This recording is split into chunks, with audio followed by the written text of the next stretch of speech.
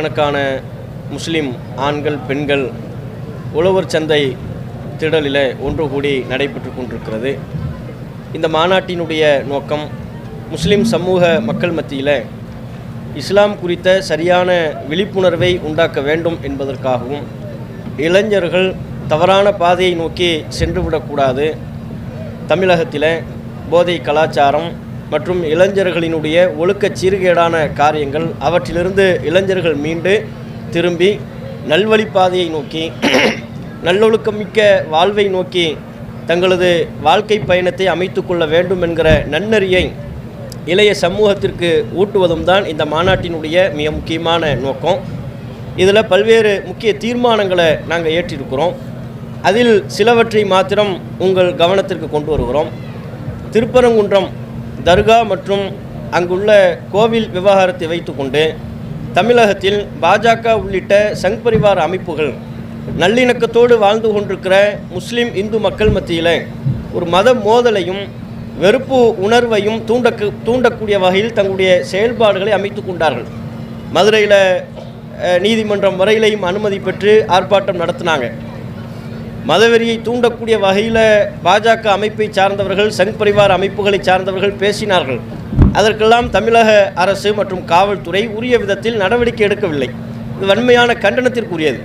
தமிழகத்தை பொறுத்தவரையிலையும் முஸ்லிம்கள், இந்து மக்கள், கிறிஸ்தவர்கள் எல்லோரும் நல்லிணக்கத்தோடு பரஸ்பர புரிதலோடு ஒருவர் நம்பிக்கையை ஏனைய சமூகத்தை சார்ந்த சமயத்தை சார்ந்த மக்கள் மதித்து நல்லுறவை பேணி வாழ்ந்து கொண்டிருக்கிறோம். இங்கு தமிழகத்தை அயோத்தியாக மாற்றுவோம் என்பன போன்ற பேச்சுக்கள் தேவையற்றது, வன்மையாக கண்டிக்கத்தக்கது. இந்த பேச்சுக்கு உரிய விதத்தில் வழக்குகளை பதிவு செய்து உரிய நடவடிக்கை எடுக்க வேண்டும் என்பதை இதன் வாயிலாக கேட்டுக்கொள்கிறோம். அதுபோல சென்னையிலையும் சங் பரிவார அமைப்புகள் திருப்பரங்குன்றம் விவகாரத்தை வைத்துக்கொண்டு ஆர்ப்பாட்டம் நடத்தணும்னு கேட்டிருக்கிறாங்க. நீதிமன்றம் வரையிலையும் சென்றிருக்கிறார்கள். சென்னை உயர்நீதிமன்ற மாண்புமிகு வழக்கறிஞர் இளந்திரையன் அவர்கள் இந்த போக்கு ஏற்கத்தக்கது அல்ல, தமிழகத்தில் ஒரு அமைதியான சூழல் நிலவுகிறது, இங்கே நீதிபதி அவர்கள் மாண்புமிகு உயர்நீதிபதி அவர்கள் உயர்நீதிமன்ற நீதிபதி அவர்கள் சொன்ன அந்த செய்தி ஆர்ப்பாட்டத்துக்கு அனுமதி கொடுக்கக்கூடாது, இது தமிழக மக்கள் மத்தியில் உள்ள நல்லிணக்கத்தை கெடுக்கும்னு சொல்லியிருக்கிறாங்க. இது வரவேற்புக்குரிய ஒரு அம்சம்.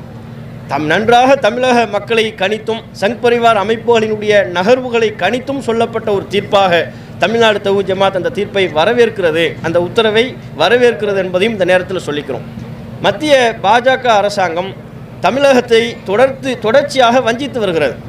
அவங்க வெளியிடக்கூடிய பட்ஜெட்டில் தமிழகத்திற்கு ஒதுக்கப்பட வேண்டிய நிதிகளை ஒதுக்குறதில்லை. பேரிடர் காலங்களில் நிவாரணம் என்று அறிவித்தால் அவற்றையும் முறையாக தருவதில்லை.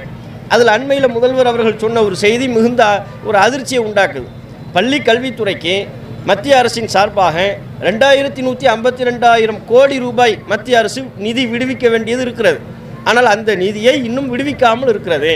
போன வருடம் மாத்திரம் 250 கோடி ரூபாய் மத்திய அரசு தமிழக பள்ளி கல்வித்துறைக்கு விடுவிக்க வேண்டிய நிதியையும் விடுவிக்கலை.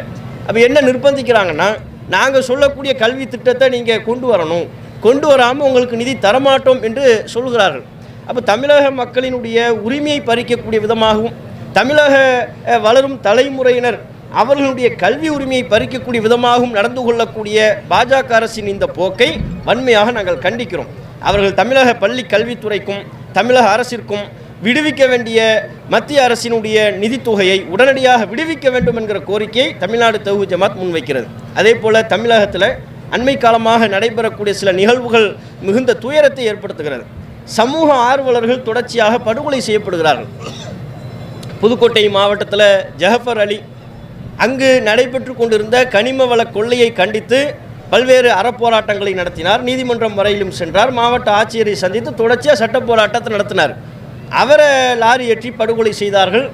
அது உண்மையிலேயே ஒரு பெரிய அதிர்ச்சி. அதுபோல் அண்மையில் சில தினங்களுக்கு முன்பு பார்த்தால் மயிலாடுதுறை மாவட்டத்தில் கள்ளத்தனமாக சாராயம் காய்ச்சுவதை கண்டித்து ஹரிஷ் என்கிற இளைஞர், அவருடைய நண்பர் 2 இளைஞர்கள் அதற்கு எதிராக காவல்துறையில் போய் புகார் கொடுத்துருக்கிறாங்க. அதனை கண்டித்து பல்வேறு ஆக்கப்பூர்வமான ஒரு செயல்பாடுகளை முன்னெடுக்கிறார்கள். அந்த இளைஞர்கள் படுகொலை செய்யப்பட்டிருக்கிறார்கள். இது தமிழகத்தில் இப்படியான சூழல் நல்லதில்லை. அப்போ போதைப் பொருள் இளைய சமூகத்தில் உலவும் அதை கண்டித்து யாரும் முன்வர மாட்டார்கள். கண்டித்து நாம் ஏதேனும் முன்னகர்வுகளை ஈடுபட்டால் நம்ம படுகொலை செய்யப்படுவோமோ என்கிற அச்சம் சமூக ஆர்வலர்களுக்கு உண்டாகிறது. இந்த போக்கை தமிழக காவல்துறை உடனடியாக கண்டறிந்து முற்றாக இவற்றை விளக்கக்கூடிய வகையில் கடுமையான சட்டங்களை, கடுமையான நடவடிக்கைகளை எடுக்க வேண்டும் என்கிற தீர்மானத்தையும் இதன் வாயிலாக நாங்கள் ஏற்றுக்கொள்கிறோம். 7.5% இடஒதுக்கீடு கேட்டு எல்லாருமே போராடிட்டாங்க. சமீப காதல் வந்து 5% அப்படிதான் போதுமானது தமிழ் அறிவிப்பு முடியுது. நாங்கள் என்ன சொல்கிறோம், சாதிவாரி கணக்கெடுப்பு நடத்துங்கிறோம். தமிழகத்தில் சாதிவாரி கணக்கெடுப்பு நடத்துங்க. முஸ்லீம்கள் நாங்கள் எத்தனை சதவீதம் இருக்கிறோமோ அதற்குரிய விதத்தில் தாங்கங்கிறது தான் எங்களுடைய கோரிக்கை. அதில் நாங்கள் 7% இருக்கிறோம் என்பது தான் எங்களுடைய பார்வை, எங்களுடைய நிலைப்பாடு. அதே வேளையில் முதல் கட்டமாக எடுத்தெடுப்பிலேயே இப்போ 3.5% இடஒதுக்கீடு தான் இருக்குது. திடீரென்று 7 என்று சொல்வது அரசுக்கு ஒரு வியப்பான ஒன்றா தெரியலாம், நடைமுறை சாத்தியமற்ற ஒன்றாக கருதலாம். அதனால் முதல் படியாக 5% தரட்டும், அதை நாங்கள் ஏற்றுக்குவோம்.